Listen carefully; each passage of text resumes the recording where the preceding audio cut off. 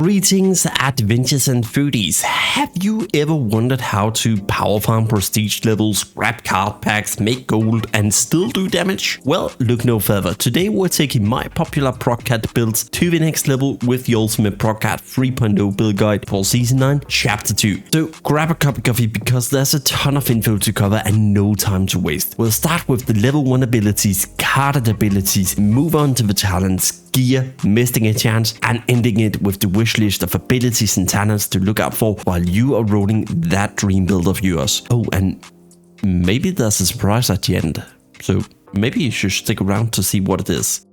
Alright, let's dig our claws into the build. Edit, claws, cat, Proc Cat build. Haha.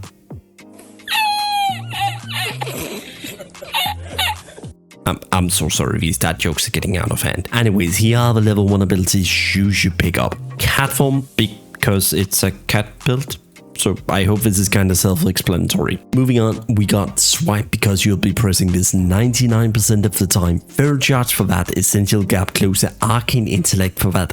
Sweet intellect and spell power. Then we have the carded abilities with the Fel-infused weapon, charged by Devil's Ignition, Golden Fury, Tiger's Fury and arcane power. Now if you don't have Fel-infused weapon, you can pick up Flame Tongue weapon instead if you're new and you haven't unlocked it yet. It's gonna make a difference, of course it is. Everything makes a difference in Season 9. Whatever you roll, whatever you get, that's the outcome of your DPS, so it's gonna have an impact, but you can roll with the Flame Tongue weapon instead. Charge Binding Devil's Ignition is going to help us really elevate that single target damage, which this build is really lacking in the end. Golden Fury and Tiger's Fury is going to be immensely strong because whenever you swipe with a special talent that's called Feral Instinct, you're going to reduce the cooldown of these two abilities, basically allowing them to be up like 100% of the time. Lastly, we got Arcane Power. Arcane Power might be a bit off thing for the Proc Cat, especially because you're a cat and you're casting spells suddenly.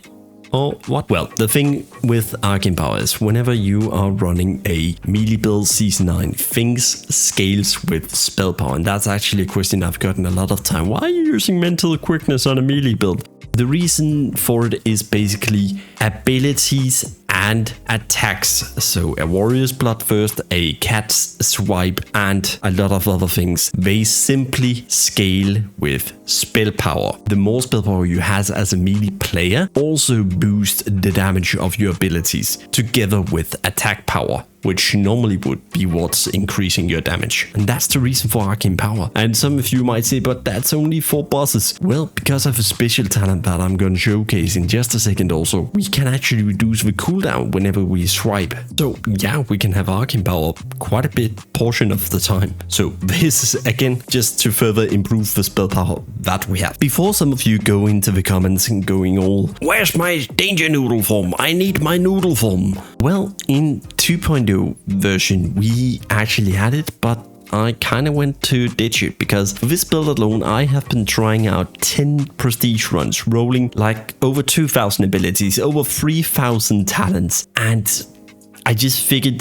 the Danger Noodle form's poison attack basically does 1 to 3% of the total damage dealt for us, so it wasn't worth carding in the end. If you roll it during your leveling or during rolling of your scrolls in the end, great, keep it, ditch the cat form. But if not, don't worry, it's not gonna be that great of a, or that big of a difference, I'd say. So that's the reason why we ditched it and why we no longer have it. And that concludes the abilities section. And now let's dive into the talents that's really gonna put this build together and really make it shine from the get-go at level 60. Starting strong, we got Seething Flame, then we got Ferocity 5 out of 5, we got Harbinger Flame, Mental Quickness, Stormbringer, Power Overwhelming, Amalthasat's Malediction, and Feral Instinct lastly. And the most important here is of course going to be our Feral Instinct. Feral Instinct basically does whenever you deal damage with swipe, there's going to be a 1 second cooldown cut off your Tiger's Fury and your Golden Fury. The Golden Fury is basically a Tiger's Fury in disguise because it uses the Tiger's Fury modifiers, and next to this it increases your swipes damage by 30% and it increases all damage dealt while Tiger's Fury is active by 3%. So it just boosts the damage of your Tiger's Fury and all the damage you deal. And this is what allows us to keep up Gold Range Fury and Tiger's Fury in the end. Gold Range Fury is approximately 10 to 15% of your total DPS. So it's actually in the high end of your damage done if you look at your meters in the end. Next to that, you got Ferocity to just keep the swipe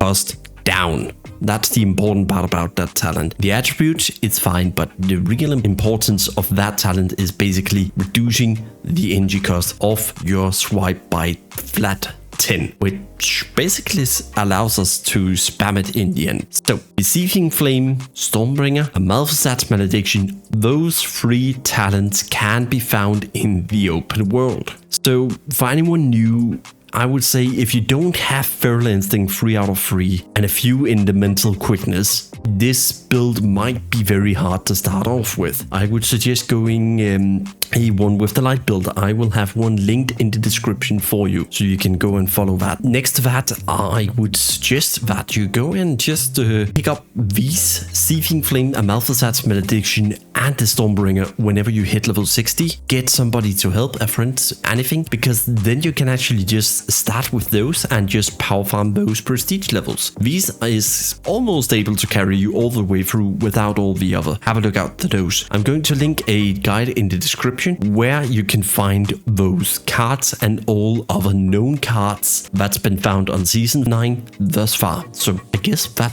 wraps up the talent choices. Now let's talk gear, because this is actually also a very important step in this build to not mess up. For this build, our primary attribute is agility. I had some on my Proc Cat 2.0 that said, but how about going strength? Wouldn't that be better? And the frank answer is no. It's not. Cat abilities, and when you're in cat form, things just scale strangely. Can't give you the full explanation, otherwise we'll be sitting here for 40 minutes. But basically, cat stuff scales strangely. So agility all the way. Period. We're using a weapon called Flame Wrath this time around, but some people like to use dual-wielded, dual one-handed weapons with proc effects, but I just found they lack the DPS basically in the end. It's gonna lower your DPS from what I found out, about 30 to 40%, so I'd stick with two-handed polearm. You can opt in for another proc effect, so something like Shadow Strike, I believe it's called, which is a polearm from Molten Core that enables you to lifesteal once in a while. So just basically a polearm with the great on-hit effect. That's gonna be your best bet. For gear itself, like body armor, leggings, gloves, head, and so on, you want to use the enhancement shaming gear, which provides you with agility and spell power that we need for this build, because those both scale everything that we do. Our agility and spell power is what really scales up our abilities. Every ability, as mentioned before, scales off spell power and attack power this time around in season 9, so this is literally the perfect gear for us. If you can't get your hands on the enhancement shaming gear, or you just have a ton of agility and spell power on other gears, that's so fine too. So go for anything that gives you agility and spell power, that's your focus here. For rings, amulets and trinkets, aim for things that provide both attack and spell power. If that's not possible, prioritize spell power basically. And yeah, that's the gear section for you. For the Mystic Enchants, I've picked 3 Wizard Swipes, 3 Vitality, 1 Vigor, 1 Balance of Power, 1 Precision, 1 Feral Instinct, 3 Primal Precision and 3 Ferocity. The Wizard Swipe is going to increase your spell power, Vitality is going to increase your injury regen, Vigor for maximum energy, then Balance of Power and Precision for that sweet hit cap. You can replace those later on if you are hit capped. That's very important. Feral Instinct, of course, because it's just more crit damage basically for us, so this is a no-brainer. Primal Precision to further increase the injury regen, and then Ferocity to just further reduce the cost of your swipe ability. If you pick up these Mystic Enchants, you're very set for the get-go. This is going to really help your swipe. It's going to just allow you to spam it through the dungeons, regardless if you roll the Vitality talent. If any of these Mystic Enchants items is not on the auction house, or they're sitting at like 50 to 80 gold because somebody's trying to make a profit off my Proc Cat here, please send me an email in game. You can see my name in the top left corner, and if you have any issues obtaining them, please send me a mail. I can send you a free copy for it. As long as things allows it, I will try and do that to my best. So please send me a in-game message if things are like 120 gold or something stupid like that. You can also contact me on the Discord, but I have links in the description. There you can also in the chat, in the general Ascension chat, ask if anyone has the Mystic Enchants. Quite a lot of people are actually very happy to help in it. So yeah, give a shout in it if you have time. And that concludes the Mystic Enchantments. Alright, now for the final part, the wishlist. Now, just for a quick disclaimer before we go into all the small details of the wishlist, I quickly want to address it here that there are more talents that are unhit than I can possibly ever fit on the list. So if you're in doubt what you can roll, go to your character advancement, go to your skill card, talent card, type out abilities, go to collected and not collected, put on the quality, epic and legendary, and then just sit and scroll through everything, because that's possibly the best way you can find something in the game to figure out what can work, what can I do, what can I get. So for instance, something like Unbounded Death Healer, Unbounded Deathbringer, we're talking things like Stormbringer, Thieving Flame, Righteous Zealot, Purification by Light. These kind of things, Power Overwhelming as another example here. And that's how you find all the dealing direct damage with spells and abilities. Proc abilities basically. So with that out of the way, let's get straight into the abilities and talents that you want to have a look out for while rolling. As always, remember this is a guideline. Starting strong, I'm always going with the epic and the legendary, and we're skipping the green and the rare section. With our abilities, we want to look out for a imp. Yes, I mentioned imp specifically. I'm not going for demon or anything alike. The reason for imp is basically for the crit and their fire damage. Then, of course, you're going for the aspect of the beast, true shot order, dash and warcry, just to get that attack power, movability, and a huge crit buff, basically. For the legendary abilities, you want to have a look out for adrenaline rush for that sweet energy boost. Then cataclysm, because it's basically fire-based Proc Cat now, and that's the best option to go for. Shamanistic Rage, and Shamanistic Rage of course goes together with Unleashed Rage, Primordial Fury, and Shamanistic Harvest. You don't need Unleashed Rage, but you need Primordial Fury and Shamanistic Rage together. The Shamanistic Rage Harvest and Unleashed Rage are basically bonuses, but the Shamanistic Rage and Primordial Fury, if you want them to work together and get a DPS boost, you need those two. Now, for the epic talent. As mentioned, Master Demonology is together with Imp. If you roll another thing than summon Imp, like Felguard for instance, that just flat out boost your damage by 5%, keep it. Of course. Then next to Master Demonology, so of course try to get something like Demonic Knowledge to improve your spell power. Then of course have a look out for Vitality, for that sweet energy regen. Then Honor Among Thieves to generate combo points while you're swiping Rave. For Heart of the Wild to just flat out increase your damage. King of Jungle increases the damage of your Tiger's Fury and thus the Goldrun's Fury. Amalthasat's Curse is going to be up all the time when you have Amalthasat's Malediction. Arcane Flow to boost that arcane power even further, and finally look out for things like Emberstorm to just increase your fire damage or increase your flat damage, something but just give a bit of flat here and there. That's what you want to have a look out for. Any on-hit ability. As mentioned, you can't have them all basically, so yeah, go look them up. As you can see, the list is already quite long. The reason I put the firepower in the legendary and the Emberstorm in the epic is basically because firepower give you 10, Emberstorm give you 5. If you can find something that flat out increase the damage by 5%, we're talking fire and just flat out damage. Those are the things you want to have a look out for, because they scale best with your abilities like Devil's Ignition, Cataclysm, Shard Bite, and your things like Shadow Flame from your Fel-infused weapon. Next to that, if you can get shadow damage increased by 10% or magic damage increased, that's what you want to have a look out for. Predatory Instinct is so brokenly good because it's basically a more multiplier for any of your crits, and yes, it works together with your spells. So really, you need to pick this up if you can and instant lock it. Now for the interesting part.